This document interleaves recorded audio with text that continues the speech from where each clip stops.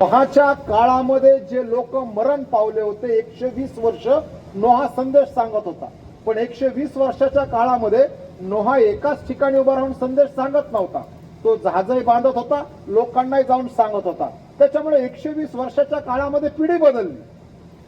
असे जे लोक मरण पावले, ते मरण पावलेले जे सर्व आत्मे आहेत की जे अधोलोकामध्ये गेले, त्या अधोलोकामध्ये गेलेल्या आत्म्यांना पुन्हा एकदा देवाची संधी भेटावी. कारण की देव अन्यायी नाही आणि म्हणून न्यायानुसार देवाने येशूला अधोलोकामध्ये नोहाच्या काळामध्ये जे बंदिस्त आत्मे आहेत, त्या बंदिस्त आत्म्याला पुन्हा एकदा देवाच्या कृपेनुसार त्यांना वचन सांगता यावं म्हणून 3 दिवस येशू ख्रिस्त अधोलोकामध्ये असणाऱ्या नोहाच्या काळात मरण पावलेल्या लोकांना देवाचं वचन सांगण्यासाठी त्या ठिकाणी होता. आणि पेत्र त्याविषयी त्याच्या पत्रामध्ये लिहून ठेवतो. मी नेहमी विचार करताना म्हणतो, बाकी संदेशांनी किंवा देवाचं वचन लिहिणाऱ्या नवीन काळातल्या लोकांनी ही घटना लिहिली नाही, पेत्राने मात्र लिहून ठेवली. कारण की पेत्राने ज्या वेळेस येशूचा नाकार केला आणि मग तिसऱ्या वेळेस ज्यावेळेस नाकार केला आणि कोंबडा हरवला, त्यावेळेस त्याच्या लक्षात आलं की येशूने सांगितलेलं भविष्य कथन माझ्याविषयीचं पूर्ण झालं. आणि त्यावेळेस या असणाऱ्या पेत्राने परमेश्वराच्या समक्षतेमध्ये पश्चाताप केला. 3 दिवस हा पेत्र स्वतःला क्षमा करू शकत नव्हता आणि सारखा म्हणत होता की मी जे केलं ते अपराध आहे, मी जे केलं ते चुकीचं आहे, मी ख्रिस्ताला नाकारलं, मी ख्रिस्ताला धरून दिलं, मी शापोच्चारणा केली की मी त्याला ओळखत नाही. 3 दिवस आणि 3 दिवसानंतर ज्यावेळेस त्या पेत्राला कोणीतरी स्त्रियांनी येऊन सांगितलं की कबरेत प्रेत नाहीये, म्हणून योहान आणि पेत्र दोघ जण कबरेकडे जातात. योहान त्याच्या अगोदर जाऊन पोहोचतो, कबरेच्या तोंडाशी उभा राहतो आणि आत लक्ष लावून पाहतो की आतमध्ये नेमकं काय काय झालंय आणि कसं कसं आहे. परंतु पेत्र जो आहे 3 दिवस देवाकडे आपली क्षमा मागतोय पश्चातापासाठी आणि म्हणून तो आल्यानंतर बाहेर थांबत नाही, तो सरळ आतमध्ये घुसतो. अरे मला काहीतरी भेटेल. आणि ज्या वेळेस येशूची त्याची नंतर भेट होती, येशूला म्हणतो, येशू 3 दिवस मी रडतोय, मी पश्चाताप करतोय.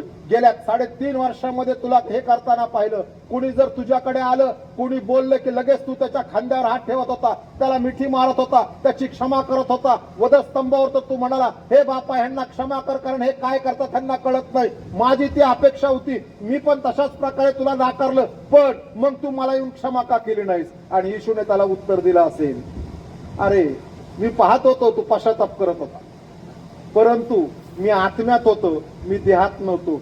देहाला देह ओळखू शकतो, आत्म्याला आत्मा ओळखू शकतो. म्हणून या 3 दिवसाच्या कालावधीमध्ये मी नोहाच्या काळामध्ये जे लोक मरण पावलेत त्यांना मी सुवार्ता सांगायला गेलो होतो आणि ती माझी असणाऱ्या सेवेचा एक भाग होता, कारण त्यांच्यावरती अन्याय होऊ नये. आणि तू या ठिकाणी होता. आता मी स्वदेवी सहदेवी मी तुझ्याकडे आलेलो आहे. हे गौरवी शरीर आहे, या शरीरात तू पाहू शकतोस आणि म्हणून मी तुझ्यावर आजही प्रीती करतो. असा हा पुनरुत्थित ख्रिस्त 3 दिवस 3 रात्र नोहाच्या काळातल्या लोकांना सांगितल्यानंतर प्रभू येशू ख्रिस्ताचं पुनरुत्थान 3ऱ्या दिवशी झालं. आणि शास्त्र पाठात म्हणलेलं आहे, नंतर शाब्बात गेल्यानंतर म्हणजे शनिवार गेल्यानंतर म्हणजे हा जो शनिवार आहे हा मोठा शाब्बात आहे. वलांडण सणापासून ते शाब्बातापर्यंतचा मोठा शाब्बात.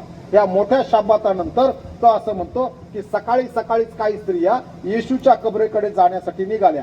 आजच्या संदेशाचं शीर्षक आहे मनुष्याची चिंता आणि देवाचं त्यासाठी सहाय्य आणि उत्तर, किंवा मनुष्याचा प्रश्न आणि देवाचं त्यासाठी सहाय्य आणि उत्तर. अनेक वेळेस आम्ही आमच्या जीवनामध्ये बऱ्याचशा चिंता करतो. त्याचप्रमाणे ह्या ज्या स्त्रिया आहेत, याकोबाची आई मरिया, सलोमे, त्याचप्रमाणे आणखीन काही स्त्रिया, यांनी सुगंधी द्रव्य तयार केले आणि सुगंधी द्रव्य तयार केल्यानंतर ह्या निघाल्या येशूच्या पार्थिव शरीराला सुगंधी द्रव्य लावावी. आणि हे सगळं घेऊन सकाळी निघाल्या. तयारी तर केली, वस्तू जवळ आहेत, सगळं घेऊन निघाल्यानंतर आता जाऊन त्या ठिकाणी आम्हाला येशूच्या शरीराला लावायचं आहे. घाईघाईने निघाल्या. शास्त्र सांगतं मोठ्या पहाटेस आठवड्याच्या पहिल्या दिवशी म्हणजे प्रभुवारी, आठवड्याच्या पहिल्या दिवशी म्हणजे रविवारी, आठवड्याचा पहिला दिवस जुन्या नवीन करारामध्ये आम्हाला आठवड्याचा पहिला दिवस म्हणून त्याला संबोधित करण्यात आलेला आहे. बऱ्याच काळानंतर त्याला प्रभूचा दिवस म्हणण्यात आलं. आम्हाला बायबलमध्ये त्याला प्रभूचा दिवस म्हटलेला रविवारी कुठेही जाणवत नाही. प्रकटीकरणाच्या पुस्तकात जो प्रभूचा दिवस आहे ना, आणि आम्ही ज्याला प्रभूचा दिवस म्हणतो याच्यामध्ये खूप फरक आहे. आम्ही रविवारला प्रभूचा दिवस म्हणतो, आणि ज्या वेळेस संत योहान लिहितो प्रभूच्या दिवशी मी आत्म्याने संचलित झालो, तो प्रभूचा दिवस जो आहे ना तो रविवार नाही. तो प्रभूचा दिवस जो आहे ज्या दिवशी रोमी साम्राज्यामध्ये कैसराची उपासना करावी लागायची. ह्या कैसर जे होते सगळे एका मागे एक जसे येत गेले ना, त्यांच्या मनामध्ये एका पिढीने दुसऱ्या पिढीला, म्हणजे एका कैसराने दुसऱ्या कैसराला कळत न कळत एक गोष्ट देत गेले की मानवाची देव म्हणून उपासना करायला हवी, आणि कैसर म्हणजे सर्वात मोठा माणूस आहे, त्याची उपासना केली पाहिजे. आणि म्हणून आयुष्य वर्षातला एक दिवस कैसराच्या उपासनेसाठी असायचा, आणि त्या दिवसाला म्हटलं गेलेलं आहे की लॉर्डी डे. भाषांतर जरा चुकीचं झालंय, इंग्रजीमध्ये भाषांतर झालंय लॉर्ड्स डे, परंतु संत पॉल लिहित असताना ग्रीक मध्ये जो अल्फाबेट वापरत आहे तो डेफिनेट आर्टिकल वापरतो. इंग्रजीमध्ये त्याला द म्हटलेलं आहे, द लॉर्ड्स डे. त्या 365 दिवसामध्ये एकाच दिवशी घडायचं, म्हणून तो प्रभूचा दिवस प्रकटीकरणाच्या पुस्तकातला, आणि ज्याला आम्ही आज प्रभूचा दिवस म्हणतो यामध्ये खूप फरक आहे. आणि त्या असणाऱ्या आठवड्याच्या पहिल्या दिवशी भल्या पहाटेस, म्हणजे अजून सूर्योदय व्हायचा आहे तोपर्यंत त्या स्त्रियांनी लगबग केली, कारण की त्यांना हे माहित होतं आम्ही लवकर जाऊन हे सुगंधी द्रव्य लावायला पाहिजे. त्यांच्या पाठीमागे संकल्पना होती, जे आम्ही त्याच्या जवळचे लोक म्हणून त्याला सुगंधी द्रव्य लावायला पाहिजे होते, ती त्या दिवशी आम्हाला लावता आली नाही, कारण तो मरण पावला. आरिमता येथील योसेफ याने आपल्या हातामध्ये शरीर घेतलं, तो निकोदेमस आला, त्यांनी त्यांच्या पद्धतीने गोष्टी केल्या, आम्हाला काही जास्त करता आलं नाही. आणि म्हणून त्या सगळ्या आपल्या वस्तू घेऊन निघाल्या.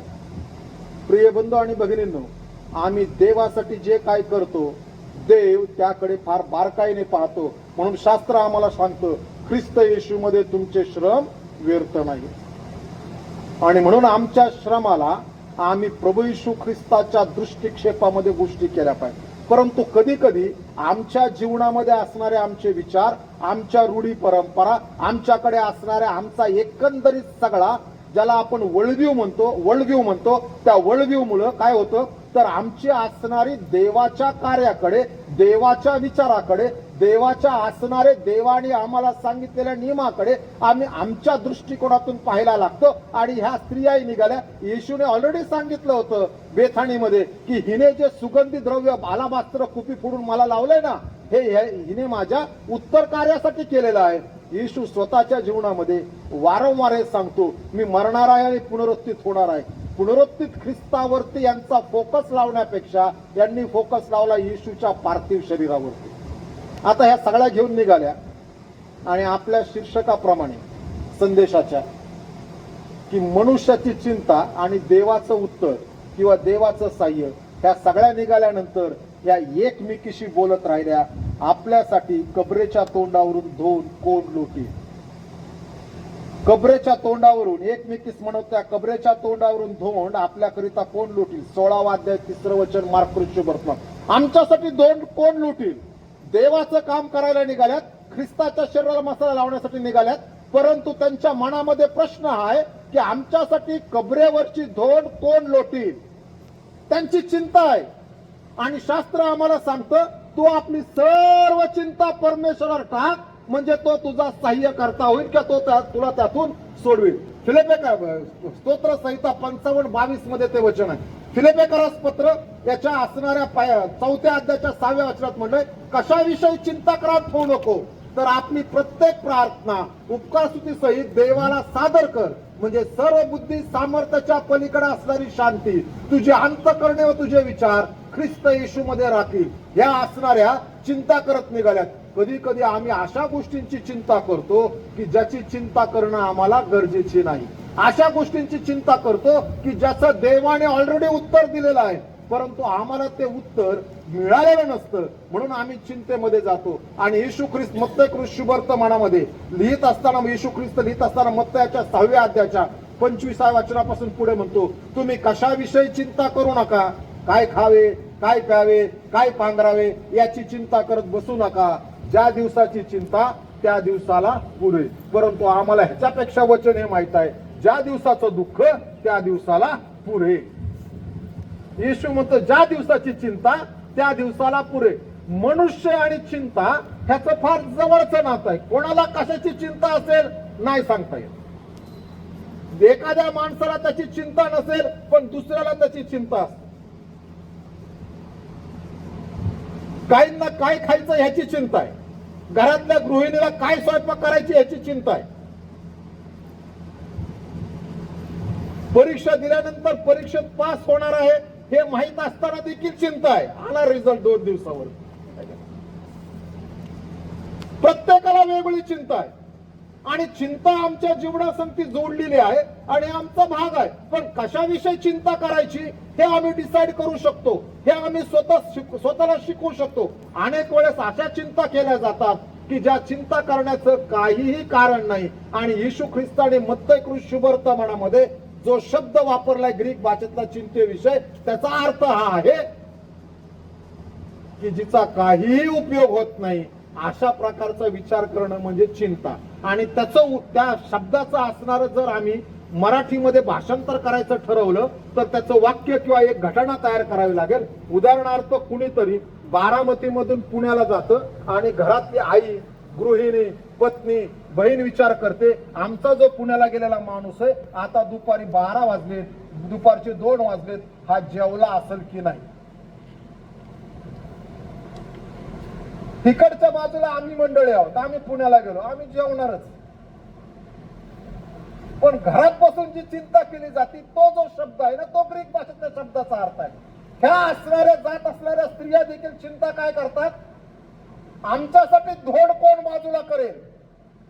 ह्यांची चिंता ही पाहिजे होती, जरी थोड्या वेळासाठी हे विसरलेत की येशू पुनरुत्थित झाला, ह्यांची चिंता ही पाहिजे होती, हे आता तागाच्या वस्त्रामध्ये जे बांधलेले शरीर आहे, त्या शरीराला आम्ही स्त्रिया म्हणून कशा प्रकारे आता सुगंधी द्रव्य, कारण आमच्या संगती कोणी पुरुष नाही. ह्यांच्या चिंतेचा प्रश्नच वेगळा आहे, आमच्यासाठी धोड कोण बाजूला करेल. प्रिय बंधू आणि भगिनींनो, त्या एकमेकीस म्हणतात चिंता, आमच्यासाठी धोड कोण बाजूला करेल.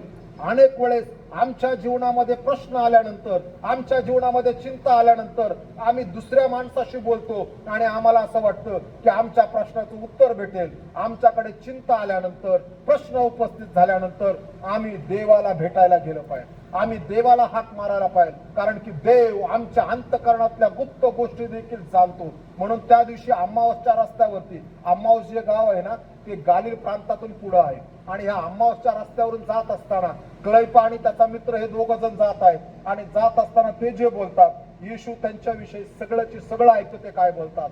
आणि मग ते नंतर म्हणतात, तो बोलत असताना आपल्या अंतःकरणाला उकळी फुटत नव्हती काय. आमचा देव आमच्या प्रत्येक संभाषण ऐकणारा देव आहे. ह्या ज्यावेळेस बोलतात त्यावेळेस तो तेही ऐकतो. प्रश्न हा उपस्थित होतो, आम्ही ज्या चिंता करतो त्याची उत्तर ऑलरेडी आम्हाला बायबलमध्ये दिली. आम्ही जर बायबल वाचलंच नाही तर त्याचं उत्तर भेटणारच नाही. उत्तर ठाऊक न झाल्यामुळं आम्ही चिंता आणि काळजी करतच राहणार. जॉर्ज मुलर नावाचे देवाचे सेवक, ज्या माणसाने लंडनमध्ये 2000 मुलांचं त्यांचं हॉस्टेल होतं, आणि हे जॉर्ज मुलर जे आहे, हे जॉर्ज मुलर देवावरती विसंबून राहणारा मनुष्य. जॉर्ज मुलर विषयी असं म्हणतात, प्रार्थनाशील मनुष्य. दिवसामध्ये पहाटे 3 उठून 3 ते 6 प्रार्थना करायचे आणि रोज प्रार्थना करायचे. एकदा त्यांच्याकडे एक सुवार्थिक राहायला आले, वयोवृद्ध मनुष्य, आणि राहायला आल्यानंतर हा वयोवृद्ध मनुष्य जो आहे हा जॉर्ज मुलर पहाटे 3 ला उठून प्रार्थना करत होते आणि हा वयोवृद्ध सुवार्थिक ते सगळं ऐकत आहे. 3 तास प्रार्थना झाली आणि मग जॉर्ज मुलरला ह्या असणाऱ्या वयोवृद्ध सुवार्थिकाने विचारलं, जॉर्ज तू बायबल किती वाचतोस, प्रार्थना तर 3 तास करतोस. तो म्हणला, मी प्रार्थना खूप करतो, बायबल काय वाचत नाही. तो म्हणाला, अनेक तुझ्या प्रार्थना ज्या आहेत त्या प्रार्थनेची उत्तरं तुझ्या बायबलमध्ये ऑलरेडी दिलेली आहेत, तरी तू त्याच्यासाठी प्रार्थना करत आहे. आमच्याही अनेक वेळेस काळजी आणि चिंता अशा आहेत, देवाने आम्हाला ऑलरेडी त्याचं उत्तर दिलेलं आहे, तरी आम्ही त्याची काळजी आणि चिंता करतच बसतो. देवाने ऑलरेडी उत्तर ह्यांना दिलेलं होतं, धोंड ऑलरेडी सरकवलेली होती. धोंड का सरकवली व धोंड का सरकवली गेली, धोंड का सरकवली गेली, हा? येशूला बाहेर येण्यासाठी धोंड सरकवली गेली नाही. येशू ऑलरेडी बाहेर आला होता. येशूचं पुनरुत्थान कधी झालं? हा? देवाचे लोक हो, माझा आवडता शब्द. मला कोणीतरी म्हणणार असं दस होतंय की दस व्हायसाठी म्हणायला पाहिजे ना. कधी उठला येशू? येशू सकाळी नाही उठला. अजून इकडं रात्र 12 संपली ना, मिडनाईट झाली. त्यानंतर पहाट होत असताना पहिल्या प्रहाराच्या अगोदर येशू ख्रिस्त पुनरुत्थित झालेला होता. धोंड जी लुटली गेली, जी लोक बघायला येणार आहेत त्यांच्यासाठी धोंड सरकवली, आणि केवळ धोंड सरकवली नाही तर त्या ठिकाणी देवदूत पण बसलेत. देवदूत हे सांगायला बसलेत की तुम्ही चुकीच्या ठिकाणी आलात, आणि ह्या स्त्रिया सगळे आपले सुगंधी द्रव्य घेऊन चुकीच्या ठिकाणी पोहोचल्या. आणि म्हणून ते म्हणतात, जो नासरेतकर येशू वधस्तंभावर मरण पावला त्याचा शोध करण्यासाठी तुम्ही आलेला आहात काय? तो उठला आहे आणि तुमच्या अगोदर गालिलात जात आहे. त्याने गालिलात असताना तुम्हाला हे सांगितलं नव्हतं काय की मी तुमच्या अगोदर गालिलात जाईल म्हणून? आणि येशूने जे सांगितलं होतं, हे ज्या वेळेस देवदूताने सांगितलं त्यावेळेस त्या स्त्रियांना विश्वास पटला. आणि मग ते म्हणताना ते आठवलं की येशू असं म्हणाला होता. प्रिय बंधू आणि भगिनींनो, देवदूत आणि सरकवलेली धोंड जी आहे हे आम्हाला हे सांगतात तो येथे नाही, आणि म्हणून जे ते ख्रिस्त आहे ते आम्ही ख्रिस्ताला शोधायला शिकायला पाहिजे. ख्रिस्त आमच्या विचारात नाही, ख्रिस्त बायबल मध्ये आहे. ख्रिस्त आमच्या ट्रॅडिशन मध्ये नाही, ख्रिस्त बायबल मध्ये आहे. आम्ही ख्रिस्त शोधायला पाहिजे की जो ख्रिस्त पवित्र शास्त्र आधारित ख्रिस्त आहे. आम्ही ख्रिस्त शोधायला पाहिजे की जो देवाने बायबल मध्ये दाखवलेला ख्रिस्त आहे. आम्ही नेहमी म्हणताना म्हणतो येशू उठवला गेला. कुठला येशू? कोणता येशू? येशूने चमत्कार केले. कोणत्या येशूने? येशूने प्रवचन दिले. कोणत्या येशूने? अहो, त्या काळामध्ये पुष्कळ येशू होते. म्हणून द डिस्कवरी ऑफ इंडिया नावाचं जेव्हा पंडित जवाहरलाल नेहरू यांचं पुस्तक आहे, त्या पुस्तकामध्ये एक उल्लेख आहे भारतामध्ये जे अलौकिक ठिकाणे त्याविषयी पंडित लिहून ठेवलेला आहे. आणि ते म्हणतात, काश्मीरमध्ये मी फिरत असताना काश्मीरमध्ये मला एक कबर भेटली आणि त्या कबरेवरती येशू म्हणून लिहिलेलं आहे. अशा येशू नावाच्या बरेच कबरे येत आहे, आणि त्या एका वाक्यावरून कबरेवरून आपल्या देशामध्ये एक फिलॉसॉफी उभा झाली. आणि ही जी फिलॉसॉफी आहे की येशू ख्रिस्त हा वधस्तंभावर मेलाच नाही. मग तिथून मूर्छित अवस्थेत तो बाहेर आला. तिथून त्यानंतर तो चालत आणि फिरत तो नंतर नेपाळमध्ये आला. नेपाळमध्ये तो राहू लागला, आणि मग नेपाळमध्ये त्याने मग त्या ठिकाणी राहून विद्या शिकली, आणि तिथून पुढे सगळ्या गोष्टी झाल्या. त्या काळामध्ये खूप इश्यू होते. म्हणून आम्ही हे समजायला पाहिजे, आम्ही कोणता इश्यू सांगतो देवाचे लोक हो? नासरतकर येशू. आमचा येशू जो आहे ना तो नासरतकर येशू आहे. येशूचं आडनाव आहे नासरतकर. आम्ही नासरतकर येशू विषय सांगतो. सैतान कधी कधी आम्हाला नासरतकर म्हणू देत नाही, कारण त्याला माहित आहे नासरतकर येशू म्हटलं की फोकस एका पर्टिक्युलर व्यक्तीवरती जातो. आणि त्या पुनरुत्थानाच्या दिवशी आम्ही ज्यावेळेस शोधतो त्यावेळेस या स्त्रियांसारखा असा येशू शोधतो की जो येशू त्या ठिकाणी नाहीये. अनेक वेळेस असा येशू शोधण्याचा प्रयत्न केला जातो की जो पार्थिव आहे. असा येशू शोधण्याचा प्रयत्न केला जातो की माझ्या पद्धतीप्रमाणे त्या येशूला मी सुगंधी द्रव्य लावेल. आणि त्या येशूला तर ते सुगंधी द्रव्य नकोच होते, कारण ऑलरेडी त्यासाठी कुणीतरी आलाबास्त्र कुपी फोडलेली होती. आमच्या काळजी आणि चिंता घेऊन आम्ही पहिली महत्वाची गोष्ट, आम्ही कशाविषयी काळजी चिंता करतो हे आम्ही डिसाईड केलं पाहिजे, ते योग्य आहे का अयोग्य आहे. दुसरी गोष्ट, आमच्या काळजी आणि चिंतांचं उत्तर देवाने बायबल मध्ये दिलेलं आहे. तर बायबल वाचलं तर ते उत्तर समजेल, नाही तर नाही समजणार. आणि फास्ट फूड ख्रिश्चन होऊ नका. फास्ट फूड म्हणजे काय? फास्ट फूड म्हणजे काय? कुठून तरी आलं वचन, कुठून तरी पाठवलं, इकडून आलं तिकडं पाठवलं, तिकडून आलं इकडं पाठवलं. आमच्या स्वतःला देवाने दिलेलं हे पुस्तक आहे. हे आमचं असणारं आत्मिक अन्न आहे. हे आत्मिक अन्न वाचायला पाहिजे. आम्ही जेवढं वाचू ना तेवढं देवाचा आत्मा यातून आम्हाला प्रकाश देतो. आम्ही जेवढं वाचू ना तेवढं हे आम्हाला उघडलं जातं. जेवढं आम्ही हे वाचू ना त्यातून आमच्या जीवनाला प्रकाश भेटतो. जेवढं आम्ही हे वाचतो ना त्या वाचत असताना आमच्या जीवनामध्ये देवाचा आत्मा कळत न कळत आमच्या जीवनाला बदलायला सुरुवात करतो. जेवढं आम्ही हे वाचतो ना त्यावेळेस देवाचं अंतःकरण आम्हाला समजू लागतं. जेवढं हे आम्ही वाचतो ना स्तोत्र 19 प्रमाणे हे आमच्या जीवाचं पुनर्जीवन करतं. आमचं जीवन उद्ध्वस्त झालेलं असेल तरी पुनर्जीवन करण्याचं सामर्थ्य देवाच्या वचनामध्ये आहे. आणि म्हणून त्या स्त्रियांसारखी चुकीची चिंता आणि काळजी करायची गरज नाही. कारण की तो म्हणतो मी आहे. आणि त्या दिवसाने त्यांना पुढचं सांगितलं वचन 6 मध्ये आल्यानंतर तो म्हणतो तो त्यांना म्हणाला चकित होऊ नका. येशूचं शरीर न दिसल्यामुळे हे लोक चकित झाले, आश्चर्यचकित झाले. हे म्हणाले कुठं गेला? इथंच ठेवलं होतं. कारण ह्यांनी बघितलं होतं अरिमथाईकर योसेफाने ह्याच कबरेत ठेवलेलं होतं. कारण ती यशाचा ग्रंथ 53 अध्याय तो मेल्यावर त्याला धन्वंताची कबर प्राप्त झाली. त्या वचनाप्रमाणे त्याला त्या कबरेत ठेवलं होतं. गुलगुत्ता टेकडीपासून हे असणारी जी गार्डन टूम आहे ती फार जवळ आहे. आपण गुलगुत्ता त्या गार्डन टूम मध्ये एके ठिकाणी आल्यानंतर आपण त्या असणाऱ्या गुलगुत्ता टेकडीला फार जवळ जातो. जर समजा आपण या ठिकाणी आहोत तर साधारणतः हे आपल्या चर्चचे कंपाऊंड वॉलच्या पलीकडं तेवढ्या अंतरावरती गुलगुत्ता टेकडी त्या ठिकाणी येशू मरण पावला. आणि म्हणून शास्त्र सांगतं त्या ठिकाणी एक बाग होती. त्या बागेमध्ये कबर होती. आणि ही जी बाग होती ती बाग अरिमथाईकर योसेफाची होती. आणि त्याने त्या ठिकाणी अरिमथाईकर योसेफ म्हणजे आरामथाई गावातील योसेफ म्हणून त्याला अरिमथाईकर ते त्याचं आडनाव झालं. त्या गावामधला असणारा अरिमथाईकर तिथं त्याची त्या येशूला ठेवलं. 2 लुटली. या स्त्रियांनी पाहिलं होतं. आणि तो म्हणतो आश्चर्यचकित होऊ नका. तो जर या ठिकाणी तुम्हाला दिसत नाही. देवाने आमच्यासाठी जी सत्कृत्य केली, देवाने आमच्यासाठी जे चिन्ह चमत्कार केले, देवाने आमच्यासाठी जो त्याचा मनोदय सिद्धीस नेला, देवाने आमच्यासाठी जो प्रकाश दिला, देवाने आमच्यासाठी जे मार्ग मोकळे केले, देव आमच्या समोर ज्या ठिकाणी चालला, देवाने आमच्यासाठी अद्भुत प्रकारे जो पुरवठा केला, देव आमच्या तारणासाठी ज्या गोष्टी करतो, देव आम्हाला सोडवण्यासाठी ज्या वेळेस स्वतः आपल्या अंगुली स्पर्श करून गोष्टी पूर्णतेस घेऊन जातो, त्या देवाच्या गोष्टी घडल्यानंतर आश्चर्यचकित होण्यापेक्षा देवाचं गौरव आणि सन्मान करणं हे देवालाही अपेक्षित आहे. आणि ती आमची जबाबदारी आहे. आणि म्हणून तो म्हणतो आश्चर्यचकित होऊ नका. कारण की तुम्ही आश्चर्यचकित झाल्यानंतर ते तुमच्या स्वतःकडेच आहे. तो पुढे असं म्हणतो की तुम्ही ज्याचा शोध करीत आहे तो उठला आहे. देवाच्या आत्म्याने आमच्या आत्म्याला खात्री देऊन सांगायला पाहिजे की हे असंच आहे. आमच्या बुद्धीचातुर्यावरती गोष्टी चालत नाही.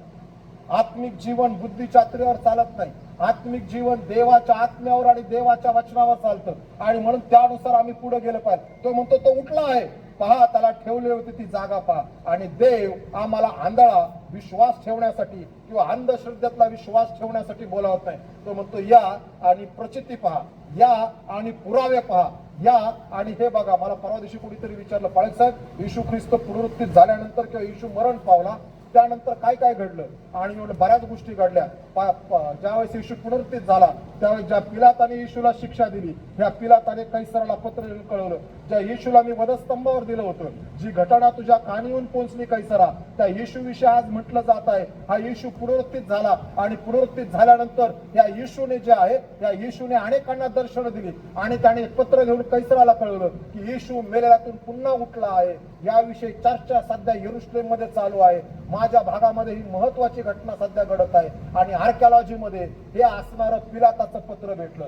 त्याच्यानंतर जो लॉन्गिनेस आहे म्हणजे जो शताधिपती होता, हा शताधिपती वधस्तंभापासून निघाल्यानंतर तो जेथे गेला तिथे लोकांना सांगत गेला की तो देवाचा पुत्र होता आणि त्याच्याशिवाय मनुष्याची पापक्षमा होऊ शकत नाही. आणि तो जेथे गेला तेथे लोकांना सांगत गेला. आणि मग या लॉन्गिनेसने एक पत्र लिहून ठेवलं. उत्खननामध्ये त्याचं पत्र भेटलं. आणि त्या पत्रामध्ये लॉन्गिनेस लिहित असताना असं म्हणतो, मी त्या दिवशी येरुशलेमेमध्ये माझं काम होतं म्हणून गेलो होतो, परंतु माझं काम जे होतं हे दुसरं काम होतं. पण त्या ठिकाणी गेल्यानंतर माझा असणारा एकंदरीत आतापर्यंतच्या माझ्या रोमी सरकारच्या दरबारी माझं असणारं काम हे पाहून ह्या येशू म्हटलेल्या माणसाला वधस्तंभावर देण्यासाठी मला जबाबदारी देण्यात आली. आणि मी प्रवास करत राहिलो. आणि त्या घटनेने माझा आयुष्यक्रम बदलून गेला. एक पुस्तक आहे, पुस्तकाचं नाव आहे हू रोल्ड द स्टोन.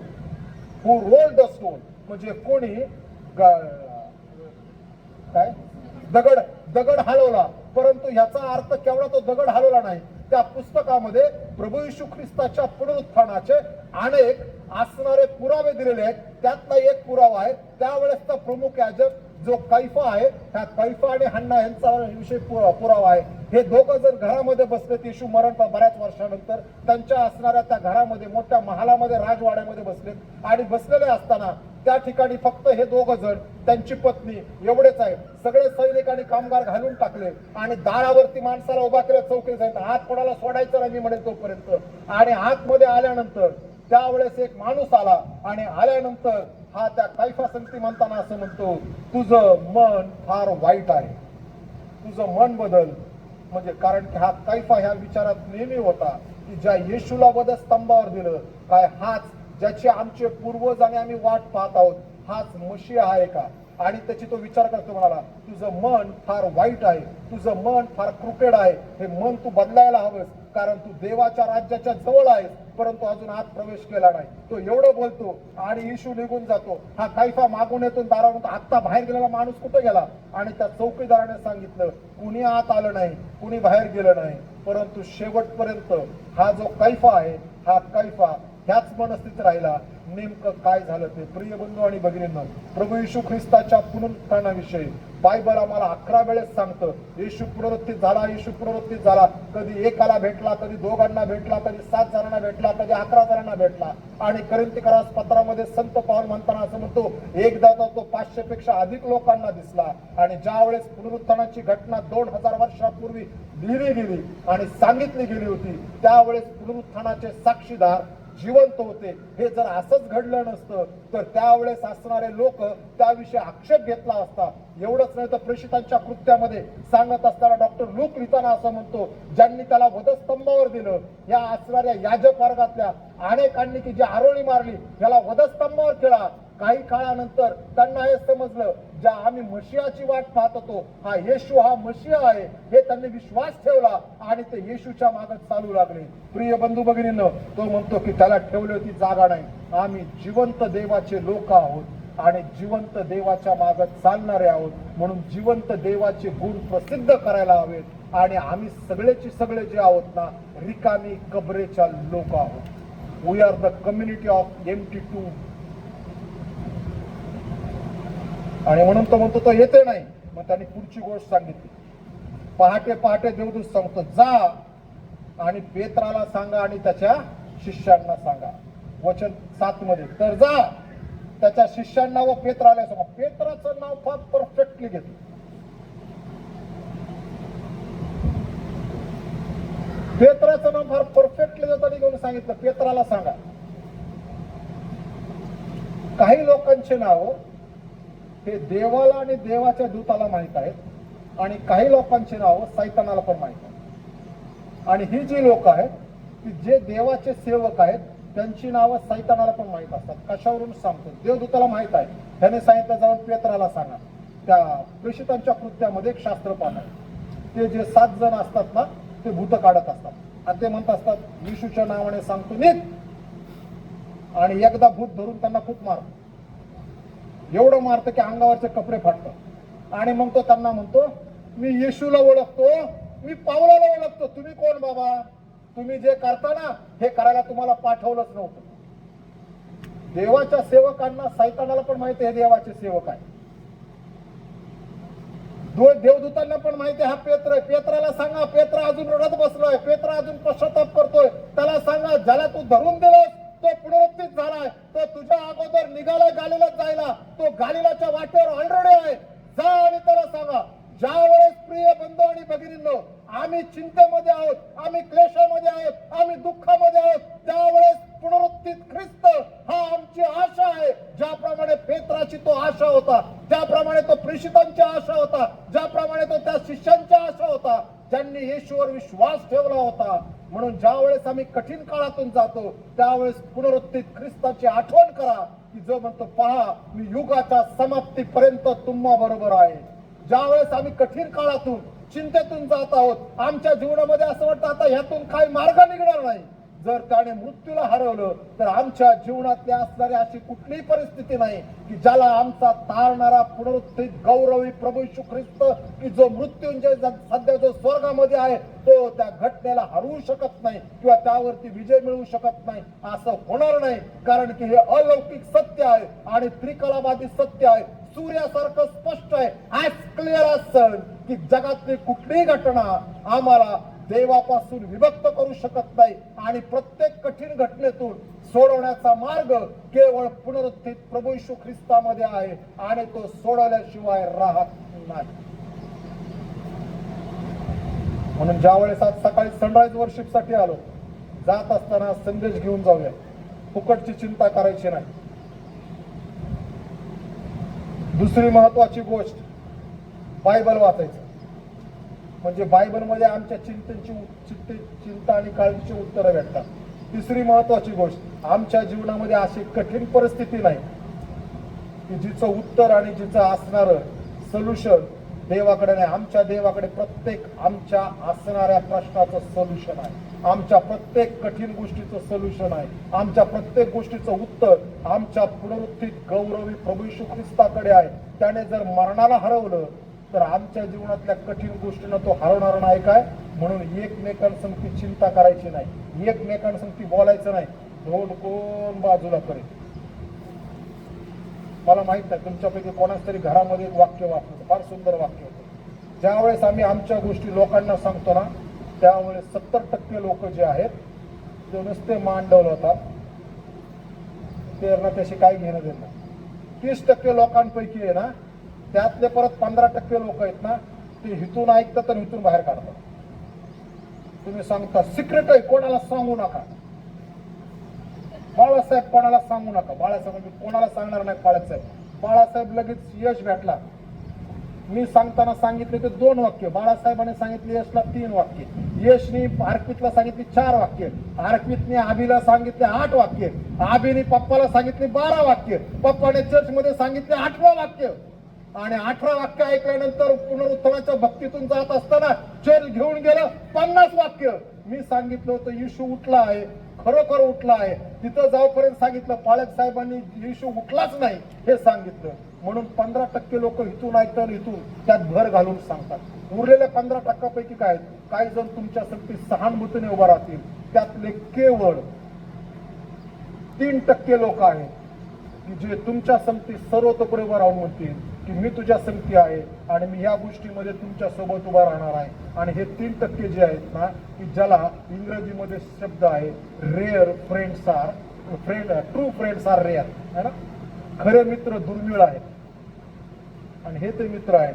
परंतु येशू आमचा असा मित्र आहे की जो आम्हाला कधी सोडत नाही. म्हणून यावेळेस उभा राहूयात. उपासना संगीतामधून एक गीत गाणार आहोत.